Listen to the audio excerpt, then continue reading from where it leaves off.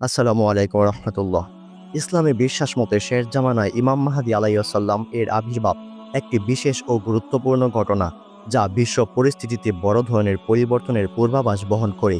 হাদিস ও ইসলামী সাহিত্য তার সম্পর্কে আগমনের পূর্বে সময় সম্পর্কে নানা ইঙ্গিত পাওয়া যায়, যার মধ্যে বিশেষভাবে উল্লেখযোগ্য হল তার বৈশ্বিক আগমনের 6 মাস পূর্বের বৈশ্বিক রাজনৈতিক, সামাজিক ও প্রাকৃতিক পরিস্থিতি। এই সময়টিকে অনেকে অশান্তি, বিশৃঙ্খলা ও মানবতার চরম সংকটকাল হিসেবে বর্ণনা করেছেন। আজকের এই প্রথম পর্বে আমরা তুলে ধরব কী ধরনের চিত্র দেখতে পারে দুনিয়া ইমাম মাহদী আলাইহিস সালাম এর আগমনের ঠিক 6 মাস আগে। ইমাম মাহদী আলাইহিস সালাম এর আবির্ভাবের 6 মাস পূর্বে যেসব আলামত অবশ্যই দেখা দেবে। রেওয়াতে বর্ণিত হয়েছে 5টি এমন ঘটনা রয়েছে যা অবশ্যই আবির্ভাবের পূর্বে ঘটবে। এই ঘটনাগুলোর পরে পূর্ব নির্ধারিত সময়ে অবশ্যই ইমাম মাহদী আলাইহিস সালাম আবির্ভূত হবেন। ইমাম মাহদী আলাইহিস সালাম এর আবির্ভাবের 5টি আলামত: সুফিয়ানদের বিদ্রোহ, ইয়ামানীদের বিদ্রোহ, আসমানি আহ্বান, নাফসে জাকিয়ার হত্যা, মক্কা ও মদিনার মাঝে বাইদা নামক স্থানে সুফিয়ানরা ধ্বংস হবে। উক্ত আলামতটি ইমামের আবির্ভাবের পরে সংঘটিত হবে। সুফিয়ানদের বিদ্রোহ: জুর বছর 10ই রজব ইমামের আবির্ভাবের পূর্বে সুফিয়ানরা শামের ইয়াবেস নামক স্থান থেকে তাদের বিদ্রোহ শুরু করবে। একই সময়ে ইয়েমেনদের একজন বিদ্রোহ করবে। উক্ত দুটি বিদ্রোহের সাথে সাথে খোরাসান থেকে একটি কালো পতাকা সাইফ হাসানের নেতৃত্বে বাহির হবে। রেওয়াতে বর্ণিত হয়েছে যে দীর্ঘমেয়াদী যুদ্ধসমূহ ইমামের আবির্ভাবের সময় বেশি দেখা যাবে এবং মধ্যপ্রাচ্য এই যুদ্ধসমূহ বেশি দেখা যাবে। আমরা দেখতে পাই যে মধ্যপ্রাচ্যে এই যুদ্ধ সমূহ বেশি সংঘটিত হয়েছে এবং উক্ত এলাকাটি হচ্ছে আস্তিক এবং নাস্তিকদের রণনীতির এলাকা। মধ্যপ্রাচ্যের প্রথম এবং দ্বিতীয় যুদ্ধ থেকে ধারণা করা হয়েছিল যে তার সমাপ্তি কেমন হবে। আমেরিকা, ব্রিটেন, সাবেক রাশিয়ার মতো দেশসমূহ সেখানে একত্রিত হয়। তেহরানের এক বৈঠকে স্পষ্ট হয় যে তারা দ্বিতীয় বিশ্বযুদ্ধের জন্য কী ধরনের পরিকল্পনা করতে পারে। মধ্যপ্রাচ্য হচ্ছে পৃথিবীর প্রাণকেন্দ্র। আমরা যদি লক্ষ্য করি তাহলে দেখতে পাবো রাসূলুল্লাহ সাল্লাল্লাহু আলাইহি সাল্লাম এর রেসালাত প্রাপ্তির পর হচ্ছে এই এলাকায় দুনিয়ায় সবচেয়ে বেশি তৈল এই এলাকায় রয়েছে। ইউরোপ এবং এশিয়ার মিলনস্থল হচ্ছে এই এলাকায়। হুসাইন বিন আলী আলাইহিস সালাম বাইতুল মুকাদ্দাসের দিকে যাত্রা করেন। এজিদ ইসলামকে ধ্বংস করার জন্য এই এলাকা নির্বাচন করে। হযরত মুসা আলাইহিস সালাম এই এলাকার দিকে যাত্রা করে কিন্তু তিনি পৌঁছাতে পারেননি। হযরত আলী আলাইহিস সালাম এই এলাকা থেকেই শামের দিকে যাত্রা শুরু করেন। এছাড়াও পৃথিবী অনেক নবী এই এলাকায় নবুয়তপ্রাপ্ত হন। এছাড়াও অনেক গুরুত্বপূর্ণ ঘটনা এই এলাকায় সংঘটিত হয়। ইমাম মাহদী আলাইহিস সালাম ও এই এলাকায় আবির্ভূত হবেন। শয়তানের কুদৃষ্টিও এই এলাকার প্রতি রয়েছে। পশ্চাত্যবাসী সহ অন্যান্যদের দৃষ্টিও এই এলাকার প্রতি রয়েছে। আমাদের জানা উচিত যে মধ্যপ্রাচ্য হচ্ছে পৃথিবীর একটি গুরুত্বপূর্ণ এবং রাজনৈতিক স্থান। রেওয়াতে বর্ণিত হয়েছে যে রাসূলুল্লাহ সাল্লাল্লাহু আলাইহি সাল্লাম আবু সুফিয়ানদের সাথে যুদ্ধ করেন।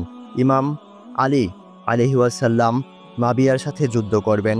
ইমাম হাসান আলাইহিস সালাম মাবিয়ার সাথে যুদ্ধ করবেন। ইমাম হুসাইন আলাইহিস সালাম এজিদের সাথে যুদ্ধ করবেন। ইমাম মাহদী আলাইহিস সালাম সুফিয়ানদের সাথে, যারা হচ্ছেন আবু সুফিয়ান বংশধর, যুদ্ধ করবেন। বনি উমাইয়ারা আহলে বায়াত আলাইহিস সালাম এর সাথে অনেক যুদ্ধ এই এলাকায় করেছে। সুফিয়ানদের বিদ্রোহ হচ্ছে এজিদ বাহিনীদের মতো, যারা ইসলামকে ধ্বংস করার আপ্রাণ চেষ্টা করবে।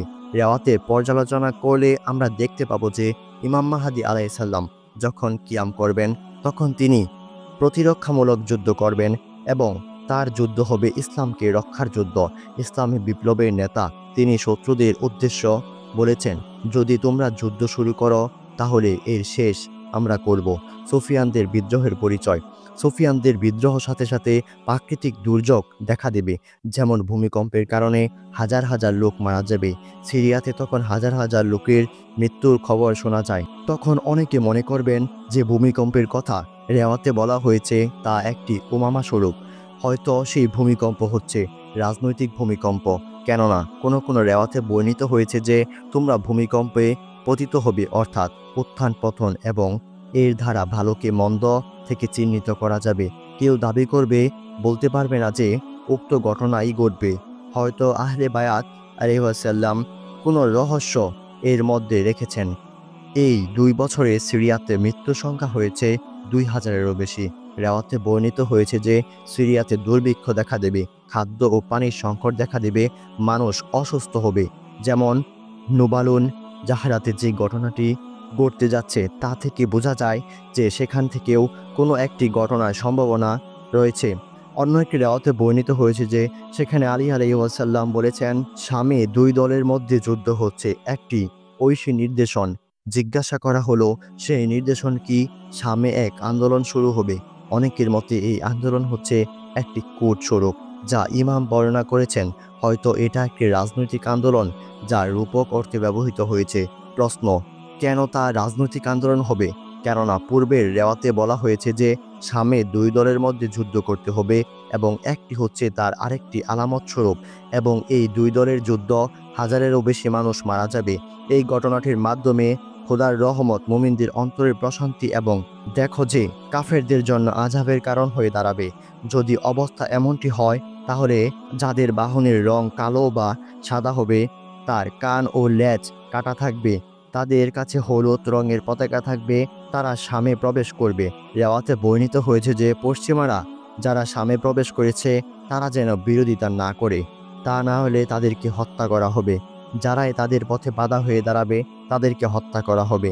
আর যদি পশ্চিমাদের আগমনের কারণে শামে কোনো ঘটনা সংঘটিত হয় তাহলে হয়তো সারা দুনিয়ায় যুদ্ধ শুরু হয়ে যাবে। আমরা যদি একটু দৃষ্টিপাত করি তাহলে দেখতে পাবো যে সারা দুনিয়ায় কি ঘটতে যাচ্ছে।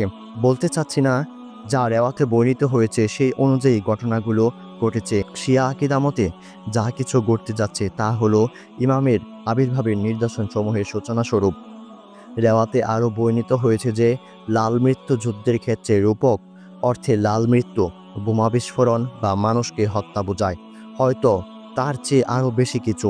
আমরা যদি সিরিয়ার প্রতি দৃষ্টিপাত করি তাহলে দেখতে পাবো যে সেখানে সংঘটিত ঘটনাসমূহ হচ্ছে ইমামের আবির্ভাবের আলামতের সমূহ দৃশ্যমান।